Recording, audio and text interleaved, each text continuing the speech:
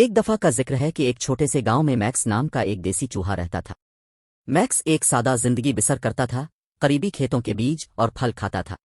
وہ اپنی زندگی سے مطمئن تھا، لیکن کبھی کبھی وہ سوچتا تھا کہ اس کے گاؤں سے آگے کیا ہے۔ ایک دن سیم نامی قصبے کا چوہا میکس سے ملنے آیا۔ سیم چیکنا اور چمکدار تھا، اس کی آنکھوں میں چمک تھی۔ اس نے میکس کو شہر کے عجائبات کے بارے میں بتایا، جہاں وہ ایک عظیم الشان گھر میں رہتا تھا جس میں کھانے کے لیے کافی مقدار میں خوراک موجود تھی۔ میکس سام کی کہانیوں سے حیران رہ گیا اور اس نے شہر میں اس سے ملنے کا فیصلہ کیا۔ جب وہ ہلچل بھری سڑکوں سے گزر رہے تھے، میکس ان مناظر اور آوازوں سے مغلوب ہو گیا تھا۔ اس نے اونچی عمارتوں، مصروف بازاروں اور لوگوں کو ادھر ادھر بھاگتے دیکھا۔ سیم میکس کو اپنے گھر لے گیا، ایک عظیم گھر کی دیوار میں ایک آرام دہ چھوٹا سا سوراخ۔ کھانے کی کثرت دیکھ کر میکس حیران رہ گیا، لیکن جب وہ کھانے کے لیے بیٹھے تو اس نے ایک زوردار آواز سنی۔ یہ قدموں کی آواز تھی، اس کے بعد کتوں کے بھونکنے کی آواز تھی۔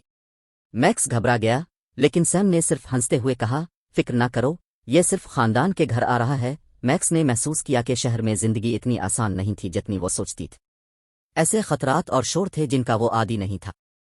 جیسے جیسے رات بڑھتی گئی، میکس کو گاؤں میں اپنی پرامن زندگی یاد آنے لگی۔ اسے احساس ہوا کہ وہ اپنی سادہ زندگی، کھیتوں کے بیج اور پھل کھا کر زیادہ خوش ہے۔ اگلی صبح میکس نے سام کو الوداع کہا اور اپنے گاؤں واپس چلا گیا۔ وہ اس تجربے کے لیے شکر گزار تھا، لیکن وہ جانتا تھا کہ اس کا تعلق موک سے ہے۔ تب سے میکس نے اس کی سادہ زندگی کو اور بھی زیادہ سراہا، اور وہ اس شہر کے دورے سے جو سبق سیکھے اسے کبھی نہیں بھولے۔